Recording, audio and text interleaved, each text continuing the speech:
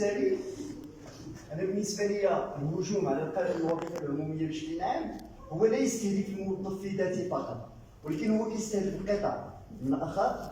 التطور اللي كتعرفوا الاقتصاد على المستوى الدولي وكما يقولوا خطر كاع المجتمعات يتحول حاليا لتسريع كلشي، بان كلشي يعتبر بضاعه بما فيها الخدمات الاجتماعيه، وبالتالي يحولها حتى هي الى مصدر ربح، والمؤسسات تتحول من مؤسسات عموميه تقدم خدمات اجتماعيه الى مؤسسات تسير بمنطق الشركه وكيشوفوا منطق الربح. اذا هذه العمليه تطور، هذه اعاده هيكله القطاعات العموميه لتحويلها بمعنى المجال للربح، جات الخطوه الان تاع الوظيفه العموميه. وعلاش انا شفت هذه؟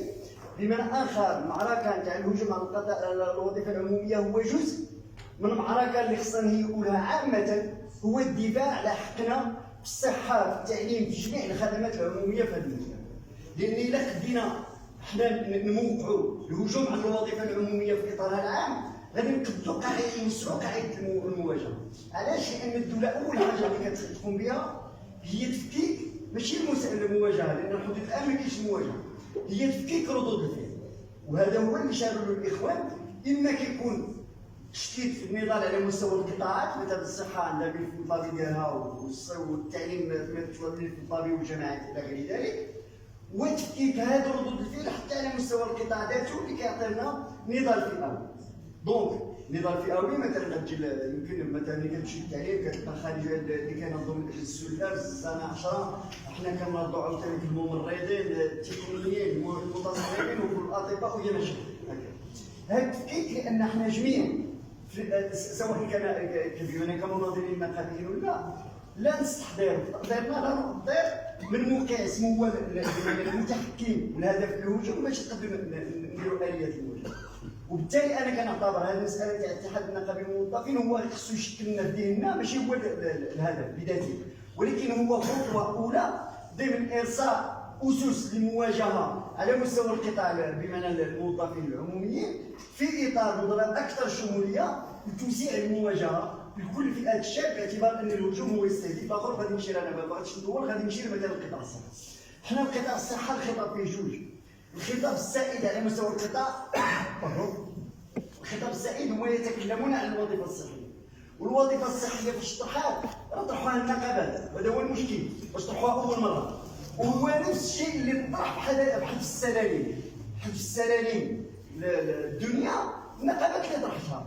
ولكن اسمعوا من الاشكال هو اننا حنا ملي كنحضروا نطرحوا مطلق لا نطيروه ولا ما كنحددوش المسار ديالو سواء في المدى البعيد او المتوسط، لان كنحد في السلالم الدنيا لا تعني ديك الخدمات تفوتها الى القطاع الخاص.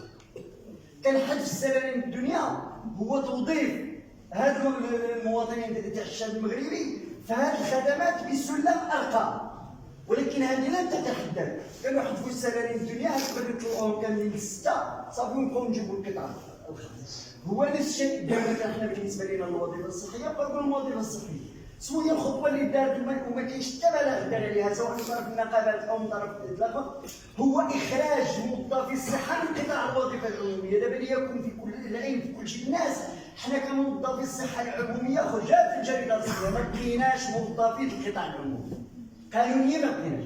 عندنا مرحله انتقاليه نستفيد بشكل مرحلي من مجموعه مكتسبات الوظيفه العموميه الى حل الاصلاح. وهنا ولكن هذا ارساء الوظيفه الصحيه باش مؤسس لها، مؤسس بالوكالات الصحيه الجهويه. هذه الوكالات الصحيه اللي غادي تولي محل المديريات الجهويه والمندوبيات الاقليميه. وهذه المساله علاش دارت لاستدراك ما وقع في التعليم، لان التعليم وزاره التربيه الوطنيه هي اللي كتعلن عن الكونكور بالنسبه للاخوان الذين فرض عليهم التعاقد، وكيكون خدام مع اكاديميه والاكاديميه تبع وزاره التربيه الوطنيه. الاستدراك هذا حنا بغاو يديروا بالمقلوب، غادي يديروا الوكاله الصحيه وحنا اللي موظفين خرجونا من قانون الوظيفه العموميه. إن نهار يتم ارساء الوكاله الصحيه حنا موظفي الصحه غادي نوليو سيستيماتيكمون غير غادي يسلمونا بالوثائق ويردونا تابعين الوكاله الصحيه. ونهار دير التعاقد والاخوان اللي قراو مشروع قانون القطاعي تاع قانون الماليه تاع قطاع الصحه فيه تشجيع التعاقد. النهار غادي تجي الوكاله الصحيه وغادي الوكاله الجهويه للصحه وغادي يعني يكون كل التعاقد، هذاك ما عندوش على من يناضل يقول لوزاره الصحه خصك تصميمي، لان انت ما قطع علاقه بوزاره الصحه. وما غاديش يكون الفرق اللي وقع في قطاع التعليم بمعنى استاذ فرض عليه التعاقد واستاذ رسمي ويخدموا في نفس المؤسسه باجر مختلف وبمكاسب مختلفه، ما غاديش يكون عنده في القطاع. بمعنى اخر الدوله كتستافد من التجربه، كتقرا الوضع اسمه كاين، ولكن حنا ما كنديروش هذا الشيء. لان انا باش ما نطولش عليكم، انا بالنسبه لي كنقول هذا الشيء مطروح لان الاخوان سميتو كلشي باغي يدخل. انا بالنسبه لي هذه الشطارات كنقول حنا خصنا تهنئه النقاش، سواء على مستوى القطاعات الضروريه، على مستوى القطاعات باش نفهموا موظفي القطاع والخطور اللي جاي لان حنا شنو كيقولوا الاجر مقابل العمل. الاجر مقابل العمل رانا نخدموا 17. حنا دابا كتمشي سميتو للمعمل القمرون تاع سميتو تاع الكروبات ما كاينش مستخدم اسمو كاين ولا عامل، كتجي المراه شحال من واحد 8 كيلو في النهار تخلص فيه، ما بقاتش تجي ما تجيش، بقات تخدم 3 سوايع تخدم 3 سوايع. إن هذا هو الاجر مقابل المردوديه، راه ماشي الاجر اللي كتشد دابا 600,000 وغادي يبقى يدير لك المردوديه وتولي تشد مليون. إذا كنقول الدوله كتمشي بهذا الشكل. إذا انا بالنسبه لي وراه البارح وهذه هذه السيمانه اللي فاتت كانت تصريح وزير الصحه، راه كارثه. وشنو كيقول لك اختلاف الاطباء؟ يعني غادي نشري الطباب بمعنى ولات السلعه اللي كنقولوا اللي كيقول ما قال على الطبيب، ولكن غادي يجي في المليون وغادي يجي المتصرف وغادي راه بمعنى اخر هما في راسهم دخلوا بان حنا بضائع، دخلوا في راسهم بان حنا ولينا الات انتاج بهذا الشكل، بمعنى هو صاحب التصميم عنده وغادي يشريني. علاش غادي يشريني؟ لان غادي يولي العمل ديالي خدمت غادي نتخلص، ما خدمتش ما غاديش نتخلص.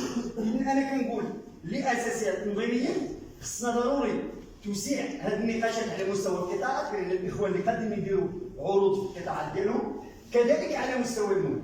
بمعنى اخر الاخوان راه دابا ممكن يتصلوا كاع بالمدن على اساس التنظيم، لكن الا كان عندنا هذا الحضور في كل مدينه عرفوا بان الانطلاقه تكون قويه. دونك انا بالنسبه لي كنقول ضروري اننا ندفعوا في اتجاه تنظيم هذه الندوات على الاخر على مستوى القطاع، لان اللي يمشي اكثر من كيديرها في القطاع كيكون الحضور اكثر، وهذا كيكون فرصه انك تشرح له باش يتحسب بالقطاعات الاخرى. هذا على مستوى ثانيا كنقول حنا بالنسبه لنا نكونوا منفتحين على مختلف المناظر. مشى وقت نتاع كما قال الاخ الاخر انا مسبب الاحسن، كاع الطاقات المناضله التي تناضل بصدق خصنا نفتحوا لهم، خصنا نفكروا شنو هي قنوات التواصل معهم، شنو هي القنوات اللي يمكن تفتح لنا مجال العمل المشترك معهم، لان الهدف كنقول هدف واحد باعتبار ان الاستهداف كنقول استهداف الشامل. كذلك بالنسبه للاخوان اللي شاركوا في القطاع الخاص، لان كنقول الا ردينا هذا تاع المؤسسه العموميه ولا الخدمه الاجتماعيه هي اللي هدفنا، راه عمليا حتى داك اللي خدام في شركه خاصه راه من حقه انه يستافد من الخدمات الصحيه والتعليم اكسترا. وما نطولش عليكم وتحيه لله.